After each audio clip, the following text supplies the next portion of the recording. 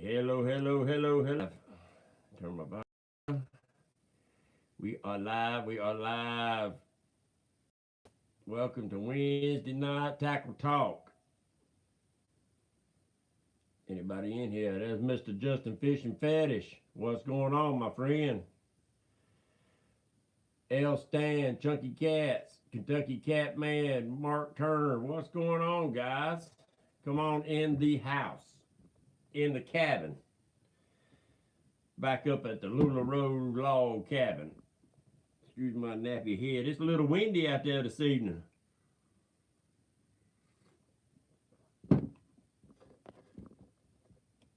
Yeah, Mark Turner, Easton Music Ministry. What's going on, young man? How you doing tonight? Hope everybody's doing good. In the middle of February. You shaved your head today, Kentucky. What's up, Maurice? Ooh, I'll make sure I bring my sunglasses to the Catfish Conference.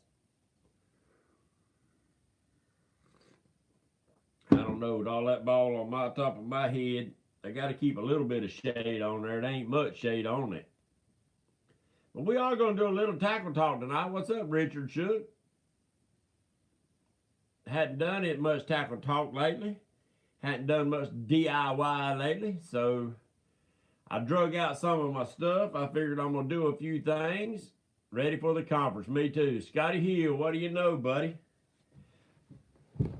Oh. K&B, hello, hello, hello, hello. That was 4 hellos. Let's start this show out by saying God bless America, guys. And let's keep it that way. Love the flag behind me. Old 13. Yep. Twerking monkeys in the house. Oh, yeah. Don't forget the thumbs up. Share. I appreciate it. Yes, sir. God bless America.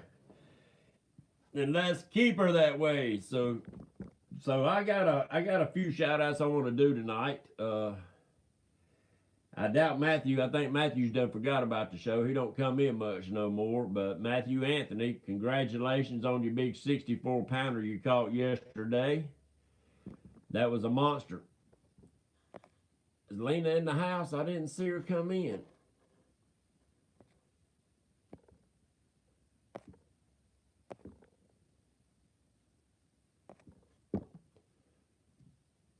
I didn't see Lena in here. I must be blind or something. Or she must be in private where I can't see her. I don't know. But congratulations, Matthew Anthony, for your big 64-pound blue you caught down in Lake Wateree, South Carolina. There's Lena. I don't know why I didn't see you in there, girl. Thank you for coming into Tackle Talk tonight. We are going to do a little tackle talk, talk about the conference a little bit. I got to find out. I know we're supposed to have a 2-minute video if we're going to bring any products to the conference for the table. I hadn't talked to anybody yet exactly what I got to do for that. But the people making my shirts, they got a problem. Their machine is down right now.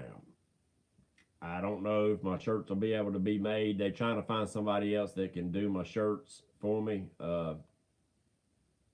in this short amount of time.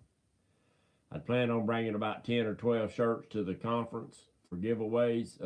Mr. Jeff Manning's in the house. Congratulations on that big monster you caught too, buddy. Over 60 pounds. Boy, there's some 60-pounders being. I want to give a shout out to you too. There's some big monsters being put in the boats here lately. Yeah, I'm sure you are busy, Lena, trying to get stuff ready for the conference. Anybody that's got any products they're bringing to the conference is probably working their tails off night and day. Jimmy Woodard, Matthew, I just give you a shout out on that Monster 64, boy. You and Mr. Jeff Manning, Team Reeling the Blues, has put two big monsters in the boat in the past couple of days. Congratulations, congratulations. Hopefully I can get my boat back up running and see if I can't put me some in there. Virginia quit YouTubing? Well, I just resubscribed to him and everything, guys. Started back talking with him, seeing how he's doing. I didn't know he'd quit. He is on Catfish Weekly about 2 weeks ago. He gave me a holler. So like I said, God bless America, and God bless each and every one of y'all and your family. And so how many in here is going to the Catfish Conference? Give me a thumbs up or an okay or a yes or however you want to answer. I know I'm going. Me and Justin, Team Wampus Cat, will be there. I know Kentucky Catman's going to be there. K and B.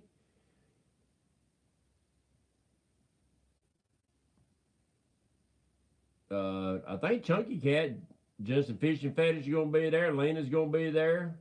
Twerk and Monkey's going to be there. What's up, Irvin?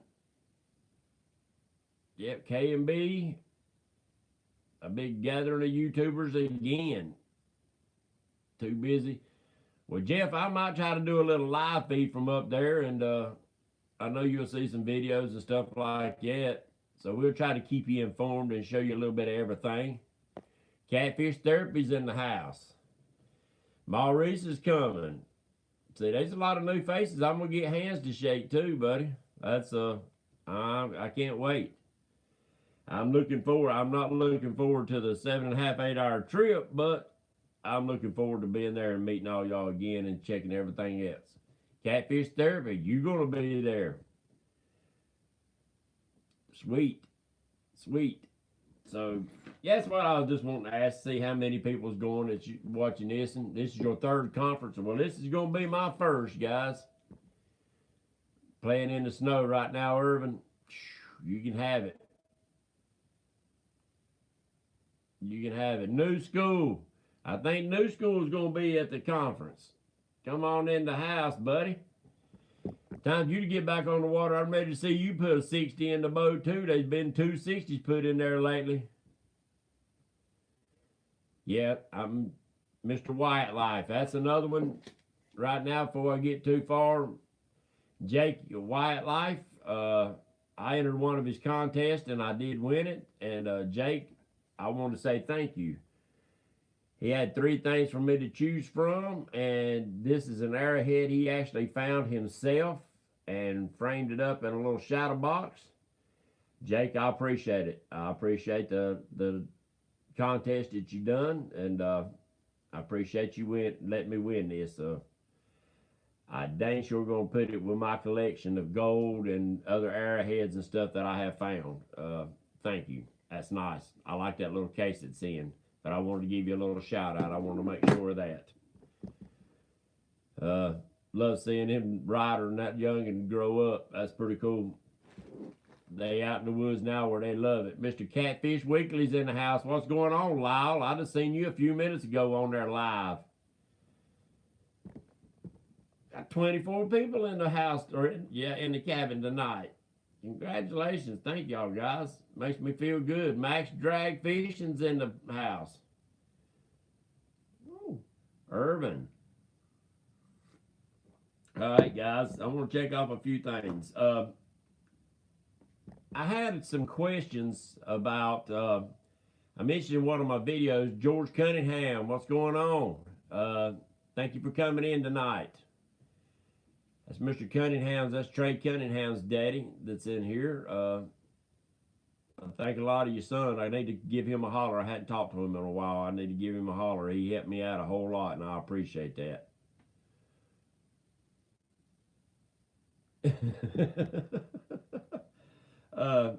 But I had some questions on a video I done a couple weeks ago when I was talking about I was doing my rods and stuff like that out in the carport. And his Catfish Bill's in the house. I didn't see him. It got by. There he is, Bill 66. Thank you for coming in, buddy. Appreciate it. And I was talking about that bass rod that I've got that I'm setting it up for free line. And Dustin Smith, what's going on? And I had a lot of questions of guys that had never heard of free lining or didn't know exactly what it pertains to. Free lining, I usually tie a heavy barrel swivel and then probably a 24-inch leader from the barrel swivel to a hook. Years ago when I done it, there wasn't none but channel cats in Lake Wiley, but I used big brim heads, and then I didn't even use a barrel swivel. I just tied straight to the hook, used big J hooks, and I enjoyed that. I enjoyed that show this morning. I didn't get to come in till after y'all was just about through, but I did enjoy it. That man's pretty sharp. He is a veteran too. I looked through his page and stuff and seen that he was a veteran also. And I appreciate what he's trying to do. Yeah, in decent current, it is pretty hard. But what the main places that I used to freeline, and I've done it a lot off the bank. There's a place called Seven Oaks on Lake Wiley, and I used to bank fish a lot there underneath the bridge when the white bass was heavy in that lake before the white perch took them over and run them off or eat them or whatever they done to them. The white perch the white bass used to ball up heavy there. Yeah, you about right, New School. Anything quarter ounce and under, you pretty much free lining. And I used to carry a good catfish rod and a pole I could drive up in the ground in the water, and I'd wade fish for the white bass. When the white bass would run the shad up right there, the lake narrows down right there. So even if they're not pulling water, there's always a little bit of a current right there. So what I would do, I'd wait out there, wait for them white bass to come busting the shad. I'd take my catfish rod, free lining, because there's an old bridge down there that you will lose your tackle in. So it's not the old bridge, it's just a bunch of stuff where they dropped the bridge and tore it up. I'd throw that free line with that big head on it up the back towards the creek side of the lake, and it would just kind of drift. It would just kind of drift down through the current. Now you got to be a line watcher, because a lot of times they start pulling this thing, and if you're not watching your line, you'll never see your rod move. And they can swallow that bait because they do not feel any kind of resistance. Chat Cat does a lot of it, and I know a lot of people talking about this is a new technique. This technique's been around for a long time, and it works great. That's why I always like throwing big baits, but you do have to pay attention to your line. But I use a big barrel swivel so that line won't get twisted and turned, because old big head in that current, it can get to flipping, and it can cause your line to get twisted, especially if you don't have a little bit of attention to it. It can actually start knotting up. But that's free lining, and most of the time, you never free line. What's up, Team Wampus Cat? Appreciate you getting in here, buddy. Most of the time, free lining, I do it in warmer weather, when the fish are running up shallow and stuff like that. If you're in a spot like a bridge where the river narrows down like that and you always got a little bit of current, you can actually fish it a little bit deeper, as long as it's not a ripping current. Now, if you're in a river where you got current, look for your eddies. Look for your back eddies and stuff where stuff is flushing back up towards the bank and flushing around. Pitch that bait out there into the current and watch it. It'll come back around, reel your slack up, and that bait will swirl around in there, and I'm telling you, you will get bit. And it's fun. It is fun. It is fun, but you do have to be a line watcher. Yep. I've never chicken livers with garlic. Yes, it is. I've seen it done with chicken livers. Channel cats will wear it out like that. It's a natural, to me, it's a more natural presentation of any kind of bait that you choose to put on your hook. a big old chunk of fillet on there just drifting around will get hammered. It is. It really is. What's up, PD? I just want to say God bless America. And we talked about asked who all was going to the Catfish Conference, and a lot of people said they're going. Most of them in here said they are going. And I was talking about, I got questioned about what I was talking about freelining on one of my videos, and I had a lot of questions, and now I want to cover some of that and why I use it and when I use it. Richard's in the house too. Well, good. Thank you, Richard, for coming in there, buddy. I don't know if Richard does any freelining or not. I've never asked him. But it is a technique that I use, guys. Especially if I'm anchored up on a shallow point and where I can get some rods off in the deeper water. Gotta be careful with chicken in warmer weather. You got that right. Get that salmonella. That's what old guy I used to work with. He couldn't say salmonella. He'd call it salmonella. But anyway, I'd anchor up and right there at a channel ledge on a shallow point, throw weighted rods off into the deeper water, and then I'd free line my rods up shallow with big brim heads.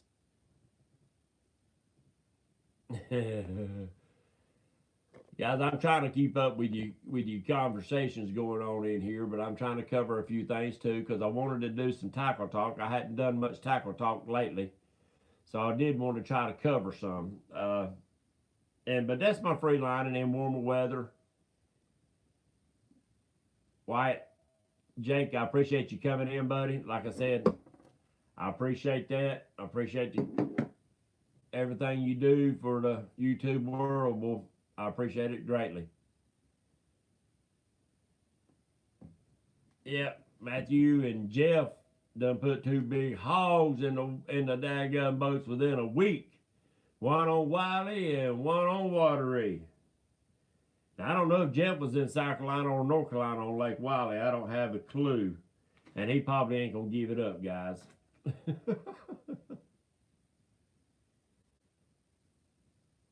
Nope, I hadn't spun yet. I'll usually do that about the middle of the show.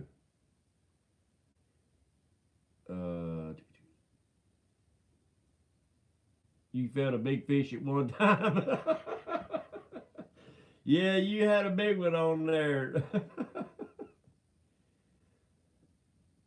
Yeah, they caught some seed donkeys, that's for sure. Yeah, but Justin had a big one on the other day up on Lake Tillery. And it got in some heavy brush, but he said that's probably one of the biggest fish he ever felt on line. It wasn't slowing down. If they give me permission, I'll post up that little video I got sent of him fighting that fish, and you'll see that heavy cat fever rod was bent over double. That country boy was Richard didn't cuss you, did he? Oh. There wasn't nothing you could do about that, buddy. There wasn't nothing you could do about that. All right. Question. I want to ask all of you about unconventional fishing baits, mainly, but unconventional fishing techniques. When I'm talking about techniques, I'm talking about using rod and reels.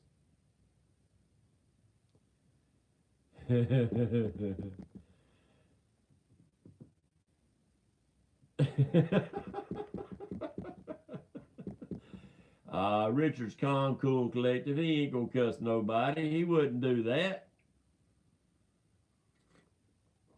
But when I say unconventional techniques, appreciate that, PD. A lot of people thought I was crazy when I first started freelining. They never heard of that old school game pole and spam. Yeah. I could take you to a dock. I don't know if that dock still got it, but the old man had 2 12-foot cane poles off the end of that dock, and dang near every time you went into that cove, them cane poles was doubled over with a catfish on them. And back then, there wasn't no but channels in Lake Wiley. They might have been a few blues, and we just thought they was all channels. Been using duck meat. All right. I don't like duck, so I'd never have any duck meat to even try it. Yes. I've seen quite a few cane poles on Santee River and Santee Lake, especially mounted on docks.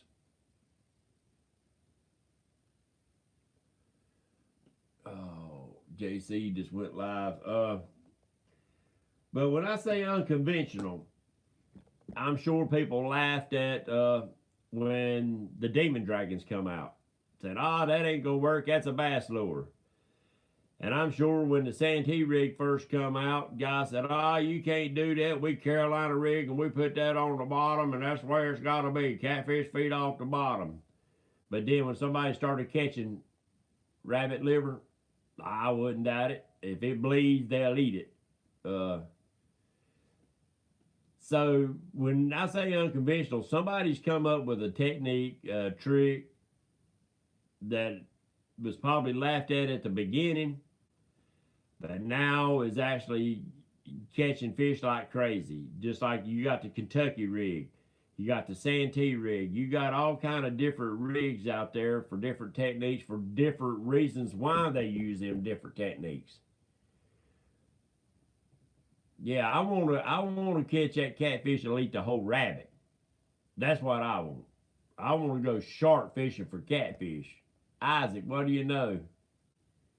I don't know, Isaac. Right now, my boat's down, buddy. My boat is down until I get a new fuel cell or get my old fuel cell fixed. You stuff anchovies in there? Bait and lure, what's going on, buddy? I hadn't seen you in here in a while. Appreciate you coming in the house. So, yeah, Catfish Dave and the Barbie doll.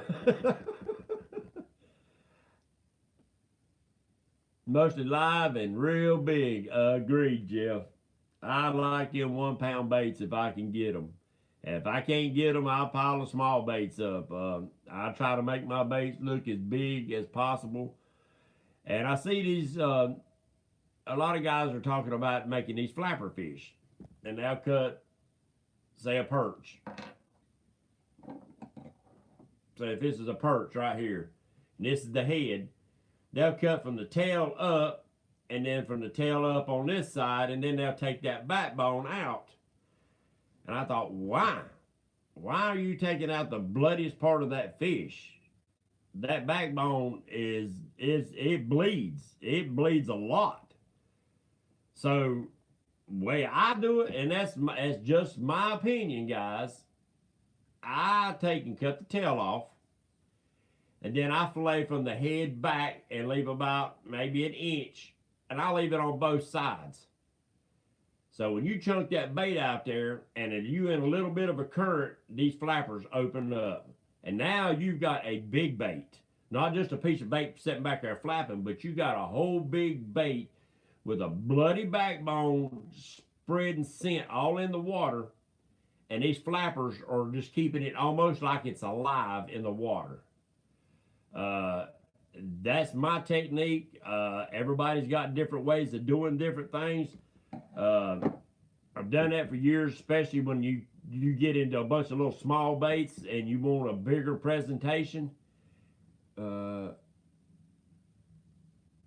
Yeah, you're right there. I can't, that pontoon's heavy enough without putting daggum 30 gallon of gas on it. Yes, I mean, I agree, but I'm just trying to say that tried it once. You gotta get it, you gotta try it more than once there, Justin. That is, you gotta keep trying. That's just like Richard. Richard don't care to use bluegill and brim. They said he ain't never caught nothing on them. I love bluegill and brim. Is it my favorite? At one time it was, but now the white perch is in Lake Wiley and it's so abundant that is probably the main go-to bait.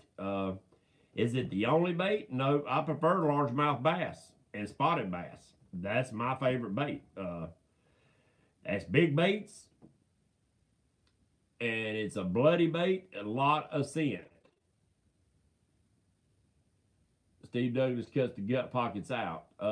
And see, you know, a lot of people do. To me, that's just a lot of scent that you're cutting out. I mean, I'd still use it. I mean, if you're going to cut it out, at least use it. I mean, the channel cats will wear that out. Smaller cats will. Nothing touched a flapper, huh? Now, Matthew, do you cut the backbone out of a flapper? Because I know a lot of people do. They cut that backbone out. And see, I don't. I'll fish. If I cut fillets off of it, I will still throw that backbone, all that bloody meat and backbone and everything on a big hook. And I caught a 27-pounder on a backbone. Nothing but the backbone and meat and a little chunk of tail on it. When you're running low on bait, you use it all. So, you know, all the fish has a scent to it. I think the gut carries a lot of scent. I think the backbone, where a lot of blood comes out of it, carries a lot of scent. And I'm not going to waste it. It's the bloodiest part of the fish. So, but that's my technique and some of the unconventional things. And I'm getting ready to start working on a new. I want to try. I see this bumping is getting to be very popular. Bumping fishing. Everybody says, well, you can't do it in a lake. I don't understand why you can't. You can use a trolling motor. You just can't go so fast that you're causing your line to drift back. I still think you could do some bumping, but I want to try jigging.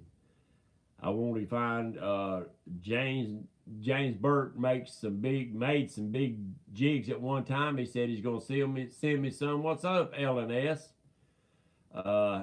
Said he's going to send me a few of them to try out, and if I like them, he can make them for me. It's hard to find them that's an ounce or two that's got a big enough hook. I love James rods. I can't wait till mine comes. What's up, Teen Cat Whisperer? Yeah, Matthew and Jim's put some hogs in the boat. You can't bump with a trolling motor. Why can't you? Why can't you? Why can't you bump out there with a trolling motor? I mean, I'm just asking. I've never tried it. That's why I'm asking. I know they'd use the trolling motor to control the drift back with the current and bumping back down through the current. But why can't you use your trolling motor where there is no current and bump down through? All right, I'll call you later. I just top tactics in the house. I just feel that there's always a way to try different things. And I want to try jigging for flatheads with big jigs, throwing into cover, throwing around bridge pylons, around old bridges where you see old roads that come across that's got old pillars and stuff standing. Anywhere that there's a possibility there's a current,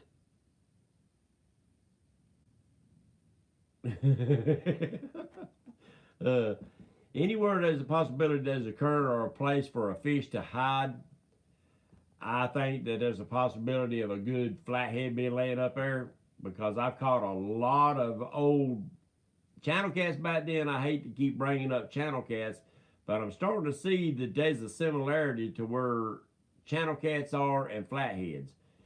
Now, if there's a big flathead in there, the channel cats probably ain't gonna be there because they know they'll get eat.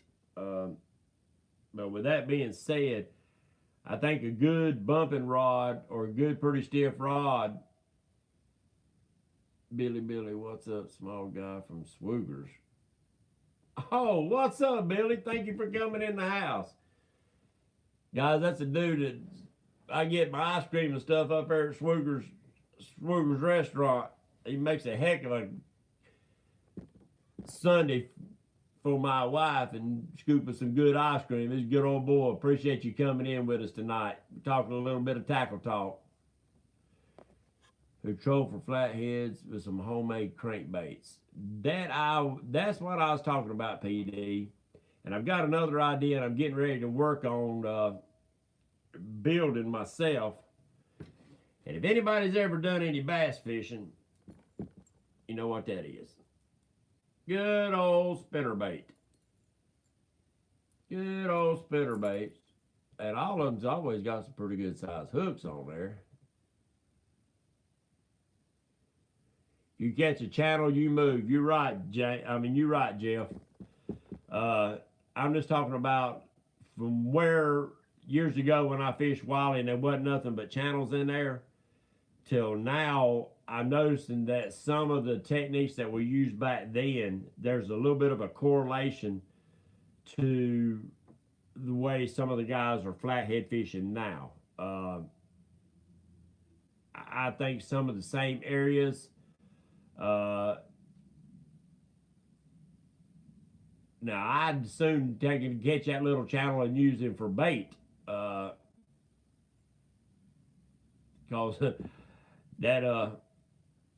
that veteran that caught that big fish down there at Buster Boyd Bridge off the bank, that's what he was using for bait, was channel catfish. And I know some people say, oh, you can't use catfish. Well, they eat other catfish. Drifting, bumping, bouncing, it's a rough all the same. Yeah, I'm sure it is. But I mean, I'm just thinking about it. You take a heavy jig, big hook, throw a big old bait, even live brim, hook that rascal right straight up under the chin and bring it right out between his eyes where that hook cannot lay over. It's always got to stand up. That's the way I hook my big heads or my big baits, is that hook's going to be exposed all the time. And you start pitching it around cover and you start pitching it around bridge pylons and stuff like that. I think, and I'm asking y'all guys because I've never tried it, but I'm going to try it. Once I get a better trolling motor and I can control that old pontoon better, I want to try it. I think it will produce. Now, you might get your feelings hurt. He might tangle you up more than not. But I think there's a chance that you pitch a big old bait right in front of that old guy's face. What's up, Ken? I believe you're gonna get hammered. I don't think he can pass up a big old.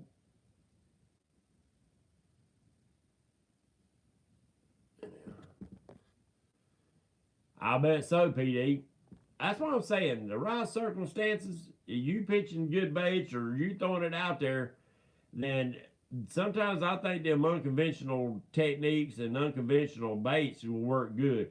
And I was telling Richard right before that tournament, and I know Lake Wiley has been very picky. I know Richard's getting on them some, and Jeff's getting on them some, and Matthew and them's getting on a few. But Wiley's still kind of unpredictable right now. But I mentioned one thing. I said, look, guys, if you out there and you got brim, you got perch, you got shad, and you marking big cats, you know they're cats, and you throwing baits all over them, you dragging baits through them, or you anchored up on them and they swimming right on through it, ain't turning nothing up. What's up, Glenn? Appreciate you making it in the house. What would hurt for you to carry just one big bucket of chicken livers on the boat just because? When you marking big fish and they're not biting nothing, no matter how fresh a bait that you putting down and they're not hitting a thing, and you know that that's catfish down there, without a doubt in your mind, what would it hurt to pull up one rod and stick 3 or 4 big old fat, gooey, nasty chicken livers on that hook and drop it down there? I say he'll hit it. What you say?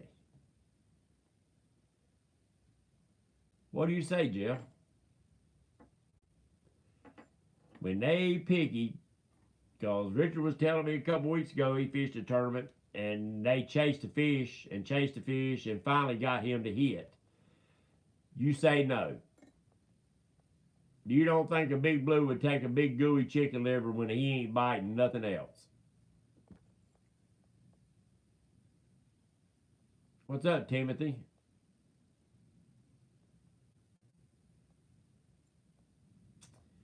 I'm just curious. That's why I'm bringing up Well,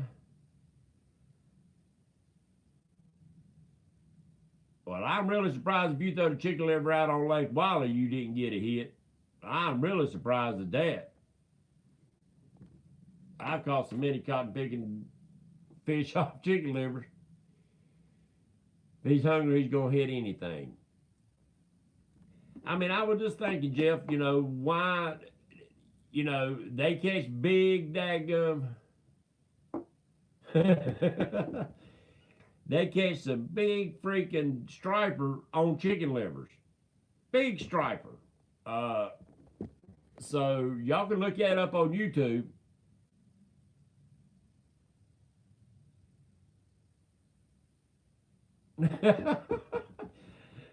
Yeah, I mean, I'm just wondering, it's when them times are tough and the fish are not biting or they got locked jaw or whatever, what does it hurt to try something unconventional, especially already marking fish and you got baits down? I marked the biggest fish I ever seen on my depth finder one day, and I tried everything in the world. I had brim, largemouth bass, crappie, and perch, and had them down live and cut. And this rascal swam through my depth finder screen, and then he'd be gone. And about 5 or 6 minutes later, he'd come back through again. Biggest arch I ever seen in my life, and he didn't take nothing. And it just made me wonder. But what if I'd have thrown down 4 or 5 night crawlers on one hook? Would he have took that? I mean, I'll never know. He's gone, and I'll never see it again. But it makes me think, and I'm probably overthinking stuff. Yeah, Chat Cat uses chicken. Mac uses chicken. He wasn't ready to eat. Well, that's true. I just wonder sometimes if you can't force, when you're stuffed, when you can't eat no more and your belly's stuffed and somebody weighs a piece of bacon underneath your nose, what you gonna do? You gonna take a bite of it. That's kind of the way I'm looking at it, guys. I might be wrong, but it's worth a try. And I know up on Moss Lake they catch them hybrids on chicken livers. But personally, I hate chicken livers. They'll pick my brain. It won't take you but about 2 seconds and you'll be done. I mean, guys, I probably overthink too much. I've used chicken. I've used gizzards. If you can buy a name it, I throwed it out there in the waters for many a year. And a channel cat will eat just about anything. He really will. But I just figured I'd bring it up because I know blues are a lot more picky when it comes to baits. I know they mainly want what they eat. Will they take, say, a fish, what do y'all call him, that they brought down? I've just had a brain fart. Jeff and them, that skipjack. I love when people bring skipjack to Wiley. Why you say that? Actually, Pill and Drag caught catfish on skipjack during the tournament.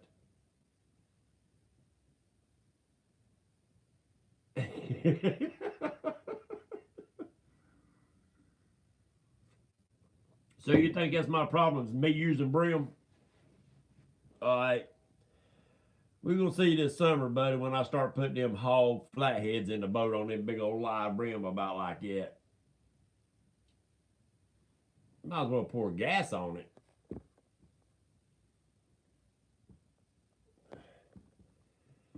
Pouring gas on what?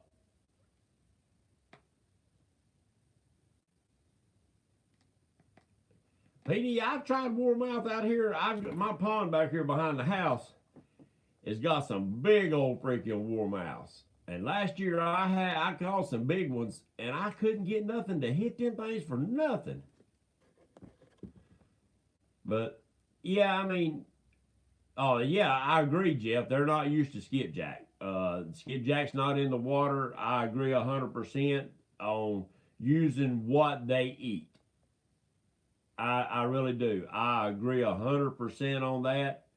That's been my whole saying since I've catfished growing up. That's what my grandpa taught my father, is that they fish with what the fish eat. I've never done any good with warmouth, and I can hit some big ones out of the pond behind the house. For some reason, they say they've got a gland in them that when you injure that fish, that they will excrete some kind of pill and drag. There you go. What's up, pill and drag? For coming in here.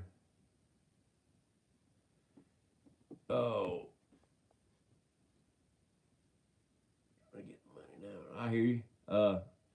Good luck on that sale.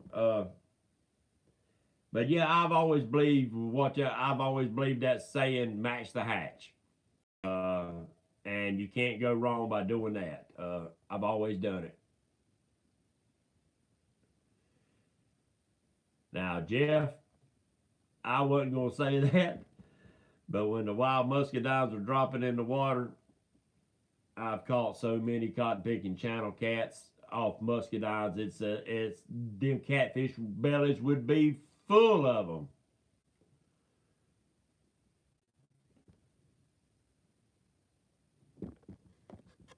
Uh, Easton, I agree 100%. It is so disrespectful. But son, you can't control other people's actions. You can only control your own actions, and let them see through you the respect for God and country. And you can't convince them all, but a lot of them eventually will see exactly what you're doing, son. And I thank you for standing up for our country and for God. Until somebody cut your bush down, oh, I got to cut my muscadine vines. It's that time of year.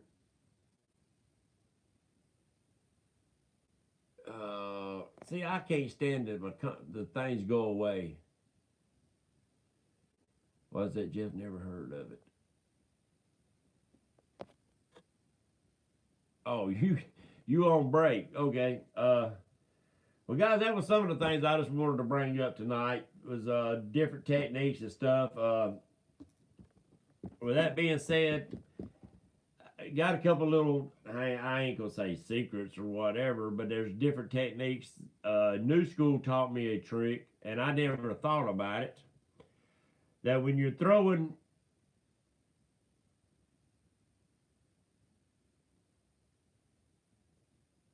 never caught any blues on it. I know exactly where you're talking about, Jeff. I know exactly where you're talking about. But I never thought about catching blues on it. I know I've caught channels on it, and I've seen some big carp up there eating them too.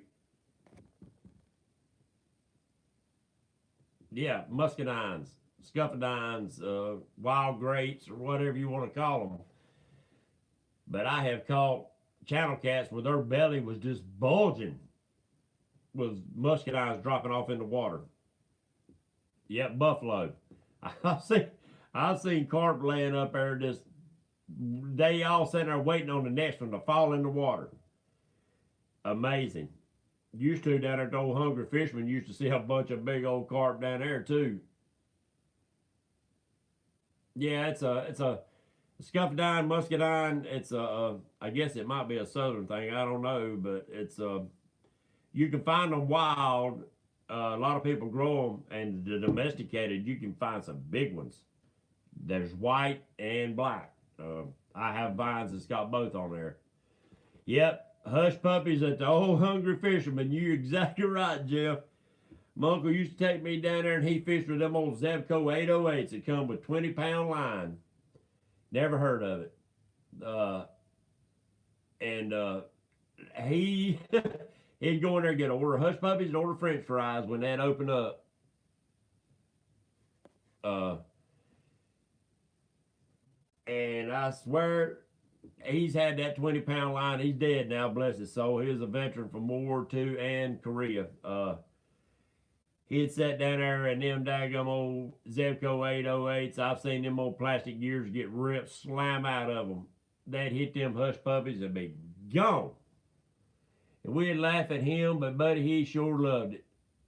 He sure loved it. Muscadine wine, exactly right. That stuff is good. Good for you too. Good for you too. Okay. Now, on y'all's favorite, like a lot of people use Carolina rigs and other slip rigs, do you prefer to have your weight sliding or fixed? A lot of people I'm starting to see their drifting weights are fixed to their swivels, but I also see some that's throwing it with their drifting weights will slide.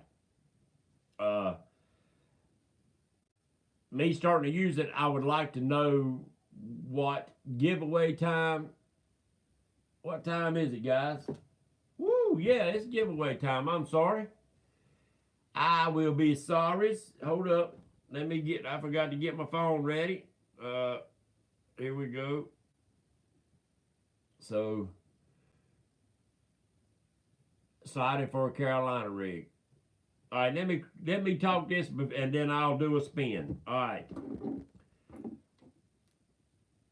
New school, he taught me that if you ever think about it, when you're throwing that big chunk of bait, you ever notice that sometimes it will outrun your sinker, and your sinker slides way up your line.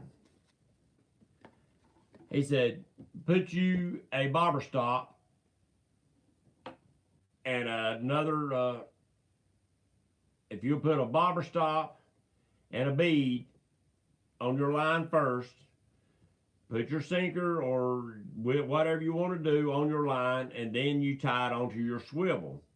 Then you can set that bobber stop, say 2, 3, 4, 5, 6 foot away from that swivel, or you can pull it up there close. That way, when you throw it, then your sinker can only slide a foot, 2 foot, 6 inches, however far you want to set it from your swivel, and it don't end up sliding way up your line, and then when it hits the water, you end up with a tangle. Once I started doing that, I noticed that I don't end up with a bait that's hits the water and it looks like it bundles up, if you ever notice that.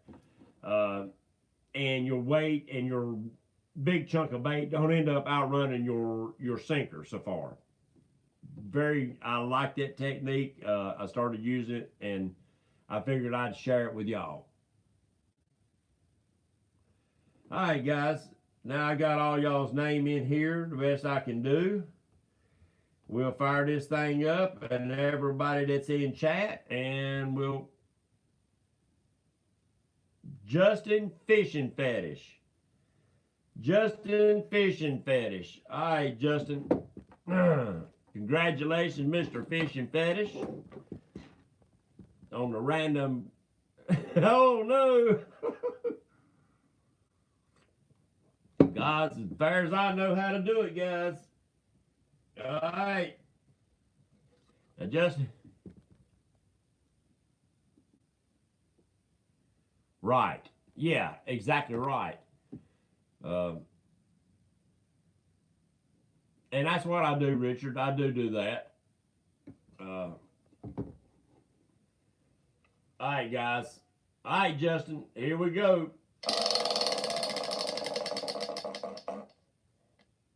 Oh, I got hit again. Mr. Fishing Fetish, are you coming to the Catfish Conference? I think you told me you were. I think you told me you were.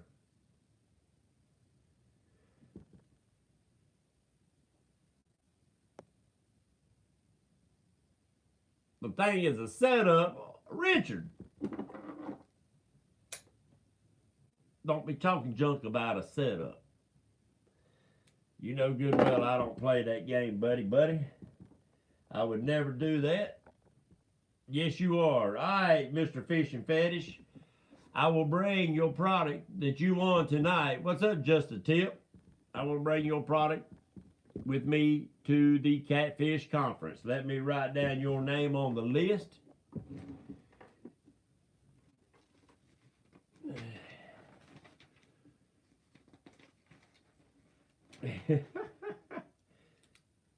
Justin. Hold up, guys. I'll be right with you.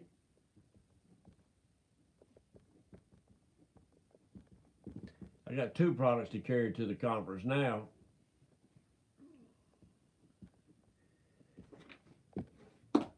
Kentucky Catman's gonna get a set of my bobbers that I make, and I might bring you a set of them too.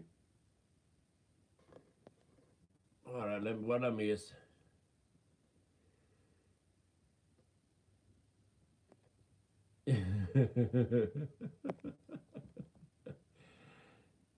Yeah, guys, I'm gonna have to start sharing it because we get back up to 40 again. I'll spin it twice. I know, Richard. Hey, I want you to, guys. That's what keeps it fun. That's why I enjoy doing this. And I'll keep doing it as long as I can. And guys, I'm really working on hard trying to get it where that Google Hangouts. We tried to put it on the wife's computer, which we can put the Google Hangouts, but for some reason that MacBook Pro don't want to be put YouTube on it. It's made to work with and not play with. So when my son gets back into town at his home in Florida, we're gonna allow him to take over the computer, and he's gonna download it for us, and then we can go there. It's probably gonna be after the Catfish Conference before I can start doing that. I haven't forgot. A lot of people are starting to do it. Mac sucks, but I'm going to tell you, Kentucky, this MacBook Pro that she's got, that is the top of the line. That is the jump. But for some reason, they don't want you to have. It's made for her work. I mean, it's perfect for what she does.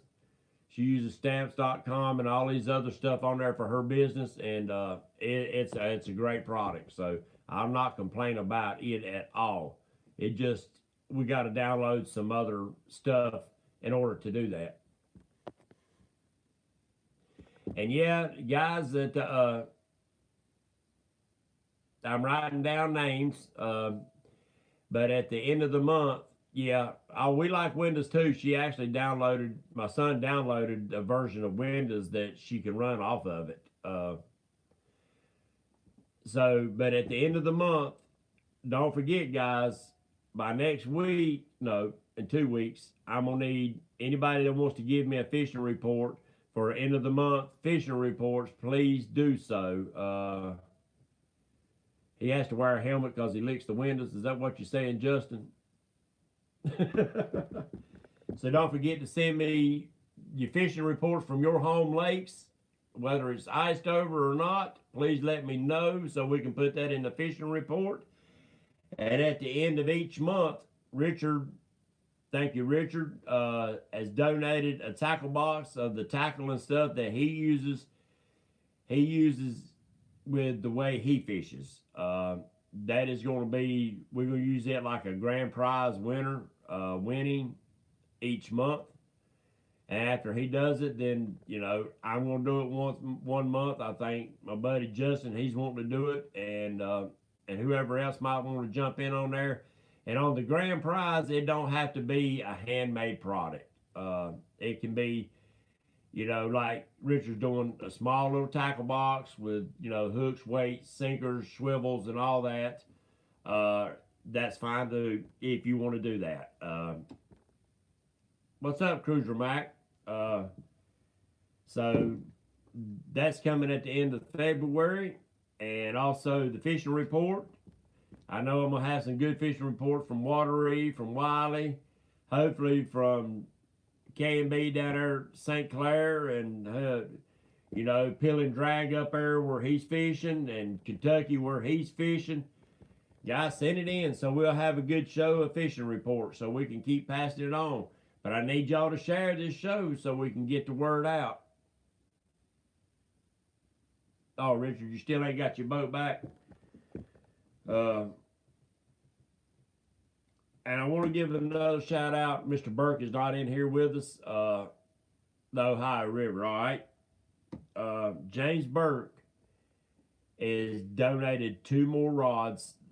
He's working on them right now. He's working on my custom rod that he's sending. But he's working on, in fact, if you're on Facebook and you got his site saved on Facebook, you can see the 3 rods.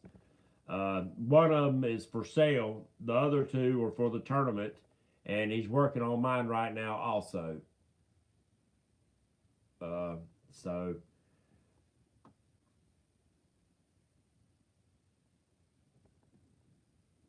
Okay.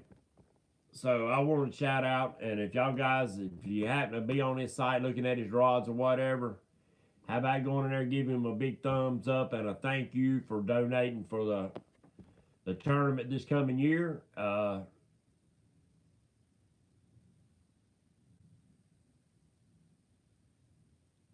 Oh, now watch it now. See, you forgot. What's up, Rattle Trap Fishing? You forgot that's the wife's boat. And if I give that away, then y'all be coming to my funeral. I'll give you away that old boat I'm working on right now. If you want to finish it, as long as you take me fishing on it. But anyway, yeah, give James Burke a shout out and appreciation for that. That's a big donation for the tournament next year. And the tournament will be held in April. Around the 1st, it probably, Richard, is y'all's the 2nd or the 1st Saturday of the month? Please let me know so I can explain this right. What's up, Bill of Rights?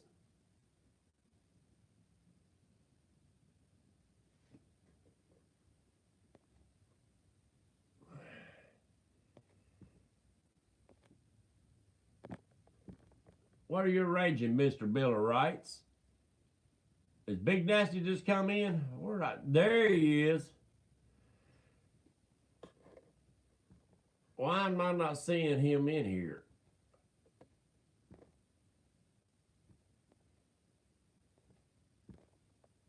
Why am I not seeing... Y'all seeing Big Nasty in the house, but I'm not seeing it. There he is. What's up, buddy? Oh, you can arrange it. I thought you was my friend, Bill of Rights. You see what I fly up here, don't you, Mr. Bill of Rights, number 13? Yeah, Jeff, you'll have to go back and watch. Yeah, just make sure she don't wound me. You know, if she goes to kill me, make sure it's a good shot. Fishing and stuff, what's going on? Yeah, make sure it's a good, clean shot. I don't want to suffer. I suffer enough as it is. Guys, I've had a blast tonight. I think we've covered some good stuff. We went over a few good things. How you doing, fishing and stuff? About time to get back out there on the water. I meant to ask you last time I talked to you. You ever fish up there on Moss?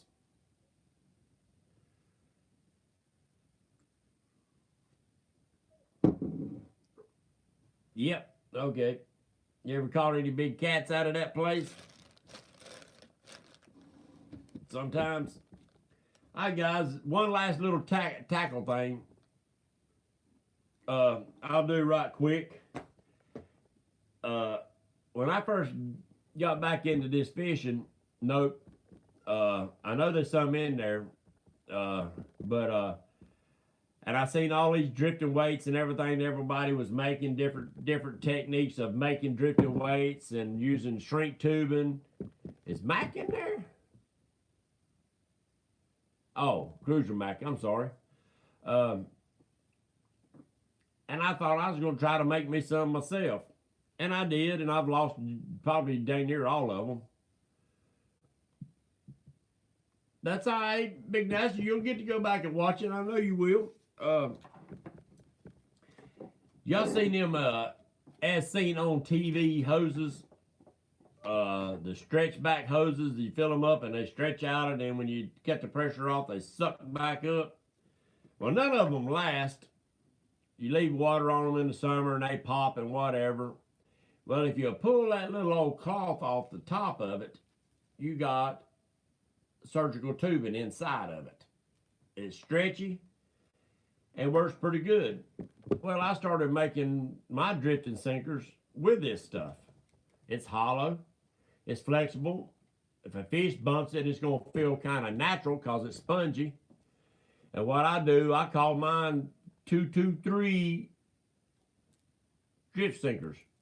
You understand what 223 means? If anybody in here is gun people, you know what that means.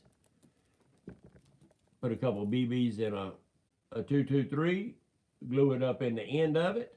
You got a rattle, got a funnel, and right now I'm just about out of the bird shot that I use. I don't know, can you see it? This is a little fine bird shot, and usually what I do is pour it in there. But you can do the same thing with BBs. It's just BBs don't, they probably too big, and they just, it's harder. You just can't put as much weight in it as you could with the lead bird shot. So you would have to make it longer in order to get the weight that you want. But in the end of it, what I do is the orange wire nuts are about the perfect size. Is that I glue it in the end, I force it up on there, and super glue works great for this. I slide it up in there, glue it down, and if you will take, you can buy these at Hobby Lobby or any of your little crafts store. You see they're very little brass eye hooks, and they're not real strong, so if you hang this weight up, a lot of times you'll break this hook, and you will still be able to keep your rig. And then you take it, usually drop a couple drops of super glue right down in the end of the wire nut, and then you just stick it in there and screw it down tight, and voila. Then you can take and just put your swivel right there or whatever you want, and then you got a drifter weight.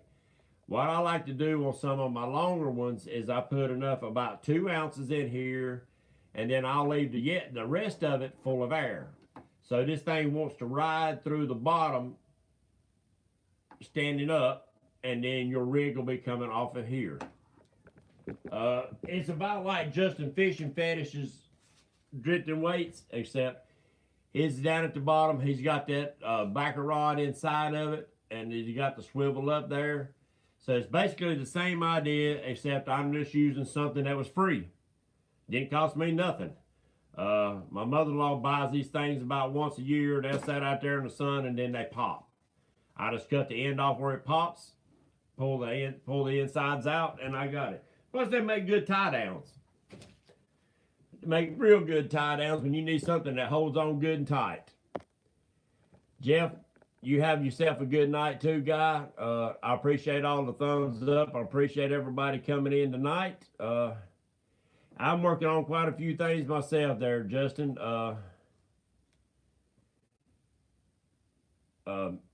Yeah, I'm working on quite a few different things, and I'm going to have to practice to see if it's going to work or not, and it might not. But that's how things get invented. That's how things get changed, and I know we can't reinvent the wheel, but we can make it shinier. So with that being said, guys, oh, one more thing. The wife does packaging for a little row, and inside on the strip, yep, trial and error, on the glue strip on them packages is this real shiny mylar. Stuff as tough as nails.